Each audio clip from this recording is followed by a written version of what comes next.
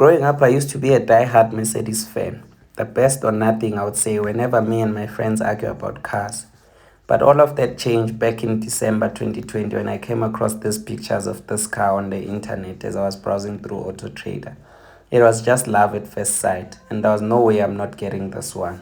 So I flew down to Durban to go and collect the car after the dealership had arranged finance, insurance, tracker, and everything for me while I was here in Gauteng. The car was being sold at BMW Supertech in Durban South, and I was assisted by a guy named Nkosi Dembe, who is the sales guy at the dealership. And I must say, he did his job very well because everything was arranged while I was here in Gauteng. They even booked me a flight ticket from their own pocket to come down to Durban to collect my car. On the day of collection, I asked my mom to tag along to go and collect the car with me. She was the happiest. I'm sure you can tell by her smile. I mean, look at that. My little sister also tagged along to go and collect the new baby. And the car I had just bought was a 2018 BMW 320i M Sport, and it was the Shadow Edition, the very last generation of the F30 series. And it had a 2-liter turbocharged engine that puts out 135 kilowatts and 290 newton meters of torque. The car can move from 0 to 100 kilometers in only just 7.2 seconds, and it can go all the way up to 240 kilometers per hour. And I must say, the speed limit on South African roads is 120 kilometers per hour. So please don't go out there and do wrong things and say, hey, Ushezi said this car can go up to 240 kilometers per hour. Guys, ngicela ningangifaki samncane kabi mina to go to jail. The car's 2-liter turbocharged engine is married to an 8-speed automatic gearbox that you can change also manually using the pedal shifters behind the steering wheel. And I must say, 90% of the time, I just allow the car's computers and the gearbox to do its thing. I mean, what's the point of buying an automatic if I'm going to change it manually? It had 18-inch alloy wheels, which are M Sport optional wheels. And it also had the signature daytime running lights. And I must say, this is one of my favorite features from this car. And those who know me, I'm a clown, guys. This used to be my favorite game when I had this car. Yes!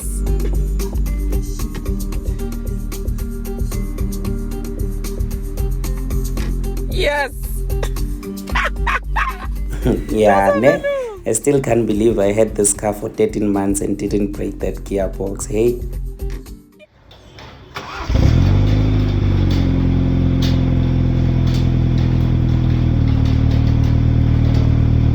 The M Sport 320i comes with 4 driving modes. It has Eco Pro, which is the slowest and the most economical driving mode out of the 4.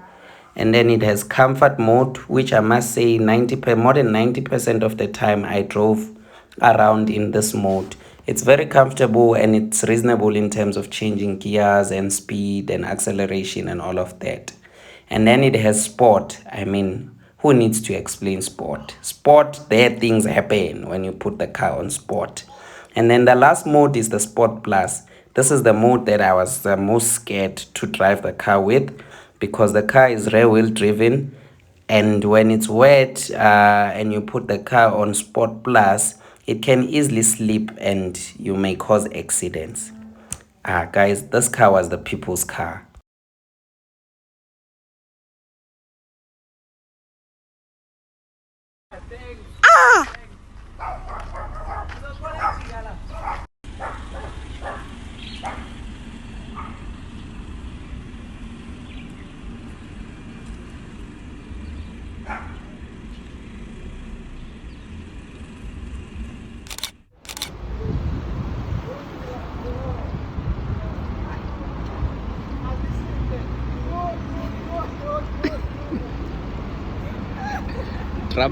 Drama King.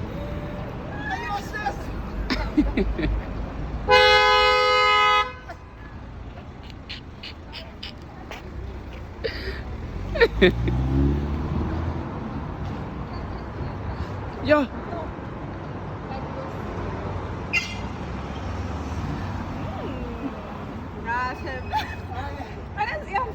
Emfanela. I mean, all my take it, friends it's were yours. always happy to see this car, and even just to sit inside it. They all wanted to test drive it, even Mr. Bongs himself. Bonang Tolevan today. You must make money or you go suffer. Bache, the Yeah, bache. Well, except the fact that I was owning a BMW and I was broke. One.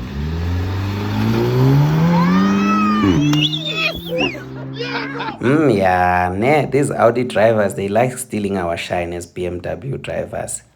The car had cruise control, which is one of the most useful features on such a car if you're gonna do long distance trips.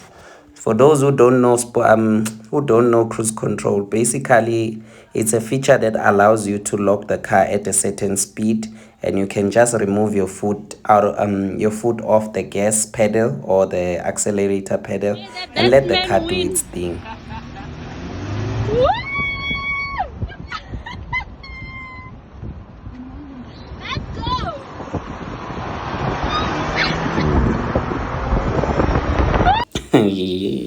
So my friend really thought that her cheap Wrangler can keep up with the BMW 320i. I mean, it's a 320i, it's a BMW, it's made for speed. But anyways, let's get back to the BMW and let's talk about the interesting part about this car. I bought the car for 445,000 as the principal debt to the bank because I didn't have 445,000 to pay cash, so I had to get finance like I had mentioned. So the principal debt was the 445k, and the bank gave me 11.05% interest rate, which was linked. And yes, one day we need to talk about this interest rate things. This thing of people getting confused when you talk about linked and fixed interest rate, repo rate, and whatnot. It's not on. Let's get educated, guys. So you can do the math. The total collectible interest by the bank at the end of 7 years, which was the term that I had financed the car for, would be 208k. So 208,000. In total, that's about 600 and something thousand, 660,000 that I would have paid to the bank in total after 7 years. And my installment was 7,343 rands every month. Hey, the things we do for trip. But anyways, I put smash and grab for 2,000 rand on this car, and I must say I was a gone boy because I met the love of my life. Look at her. Guys, I even became romantic. I'm a BMW. Fear BMW after God. As to how I came about doing all of this, I don't think a Zulu guy must do such things. But yeah, all I can say, thanks to the BMW.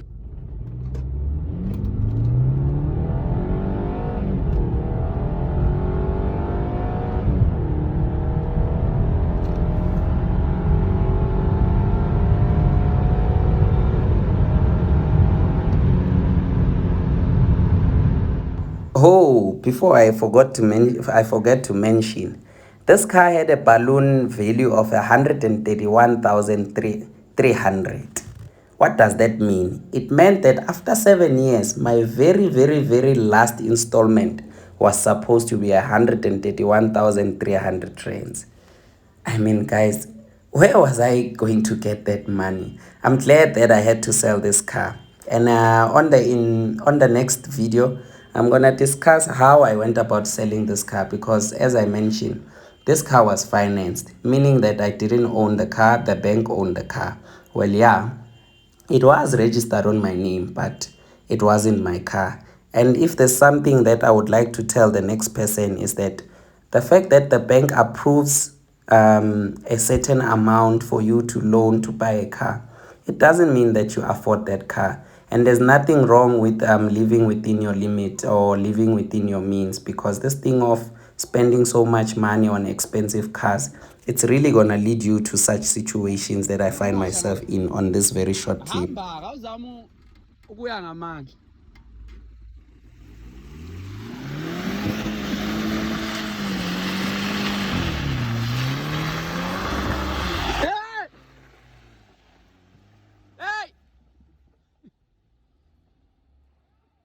Ngikukhipile. Sengizokushiya kahle usungikhiphile. Ngisho ukuthi ubusibuzwa ngabasibuko. Isizakele le mbongolo. Keep my daddy dots. Keep my daddy dots. There's a front lip. As to how I ended up getting stuck in mud, namangazi. Here, this was the sad day. This was the 15th of December 2021. I had called the bank to come and collect the car because I had realized that actually I don't afford this car. It was time for me to get my finances straight, and a lot was happening in my life, so I had to swallow my pride and tell the bank to come and collect the car. And like I said, I'm gonna discuss how I sold the car. For those I know, maybe someone might find themselves in the situation I found myself in and might want to let go of a burden, because these things, they become a burden, to be honest. I mean, it's a lot of money that we pay every month, but I'm not saying go and sell your car. If you afford it, keep it. See you on the next one.